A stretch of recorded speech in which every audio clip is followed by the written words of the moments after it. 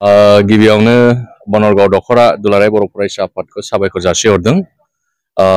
बिथांमोना दुलाराय बर' फरायसा आफादनि मिशन जिहेतु सोलोंथाइनि सायावहाय क्वालिटी एडुकेशन मुभमेन्ट बेखौ बिथा खालायनानै 2024 मायथाइयाव बर' बिजोंजों फरायनानै जे दखरानि सिङाव टप 5 मासियाव होनो हानाय फरायसाफोरखौ बिथांमोना दिनै बरायदों।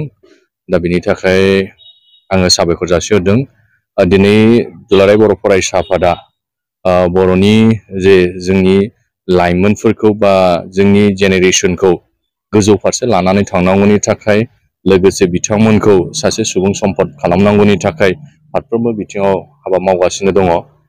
दिनै जोङो जोंनि जेनेरेसननि सायाव जोंहा फोथायनाय दङ, जोंनि फोरोंगिरि सार मेडाममोननि सायाव जोंहा फोथायनाय दं, जोंनि पेरेन्ट्सनि सायाव जोंहा फोथायनाय दं। बिथांमोनहा माहारि दानायाव जे बर' हारिखौ गेरेमसा बर' माहारि दानायाव बयबो जोङो बाहागो लागोन आरो बिथांमोनहाबो दिनै बाहागो लानायनि गेजेरजों जोंनि जे रिजाल्ट मेट्रिकनि जे रिजाल्ट बियो जिहेतु थांनाय समाव जोंनि रिजाल्टआ बिराद गाहायमोन। दिनै मोनफ्रोमबो स्कुलावहाय दिनै जोङो माने मोजां पारसेन्ट लानानै पास जानाय बा जाफुंसार जानायखौ जों मोननो हादों।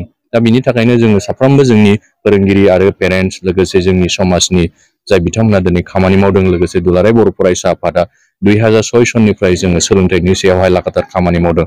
बे हिसाबै दिनैनि थारिखआव रिजाल्ट बियो दिनै इमप्रुभ जाबोदों।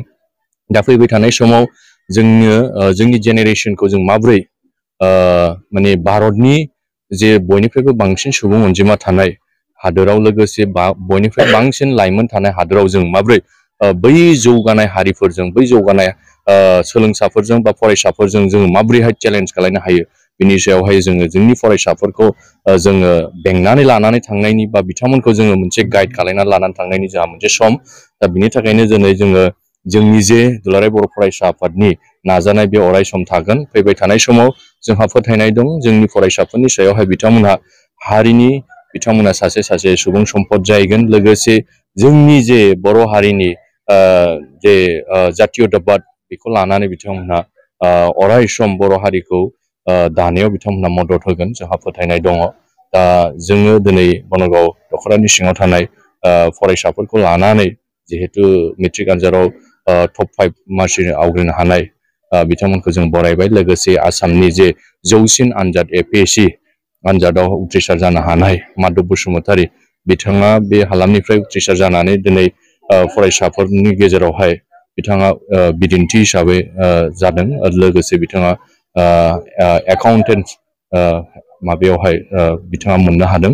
बे हिसाबै जोङो बिथांखौबो बरायदों। फैबाय थानाय समाव निस्सय जोंनि गासै पेरेन्टसफ्रा बा रायजो राजाफ्रा सोलोंथाइ दावगाहोनायाव बा सोलोंथाइनि सायावहाय बिथा खालायनानै बयबो दायथ' लानानै जेनेरेसनखौ सासे सुबुं सम्पद दानायाव बयबो मुखुबै रेसपन्सिबिलिटि लानानै खामानि मावगोन, जोंहा फोथायनाय दं। नोंथांमोननि चेनेलखौ बनरगाव दखरा दुलाराय बर' फरायसा आफादनिफ्राय बरायनानै लाग्रोबाय।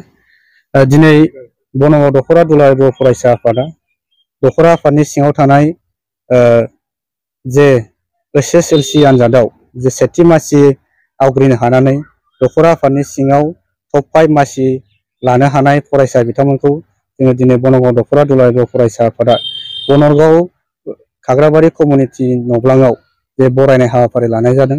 बेजों लोगोसे दाखालि 2022 मायथाइयाव जे APSC आनजाद होनानै उथ्रिसार जानो हानाय जे माधब बसुमतारी बिथांखौबो जोङो बनरगाव दखरा दुलाराय बर' फरायसा आफाद हिसाबै दिनै बरायनाय जादों। जोंनि बनरगाव दखरा दुलाराय बर' फरायसा आफाद हिसाबै बेबायदि APSC आनजादाव उथ्रिसार जानो हानाय जोङो बेबायदि मोननो थाङाखैमोन। देग्लायहाय जोङो खोब खाफाल गोनां होननानै सानदों जे बिथाङा जे जोंनि दखरा आफादनिफ्राय उथ्रिसार जानानै जे दा सार्भिस मावगासिनो दं, बेखौनो जोङो गोसो खुसि जानानै जे जोंनि बनरगाव दखरा दुलाराय बर' फरायसा आफादा जोङो दखरानि सिङाव जे दिनैहाय जे बेबायदि पास जानानै जे उथ्रिसार जानो हादों, बेखौ लानानै जों गोग्गानायजों जोङो फरायसाफोरखौ लानानै आरो मेलेमजिबि बिथांमोनखौ लोगो लानानै जोङो दिनैहाय बरायनाय हाबाफारि लानाय जादों। जोङो बनरगाव दखरा दुलाराय बर' फरायसा आफाद हिसाबै बेबायदिनो जोङो बोसोरफ्रामबो मेट्रिक आनजादाव सेथि मासि लानानै टप 5 जायगा आवग्रिनो हानाय फरायसाफोरखौ बरायबाय थानाय जादों।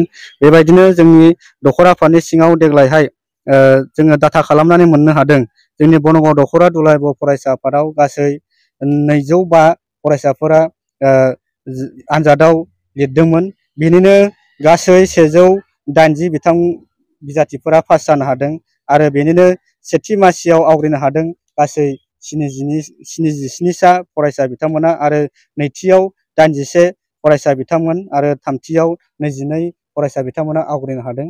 दा जोङो जोबोद गोजोननाय मोन्दों।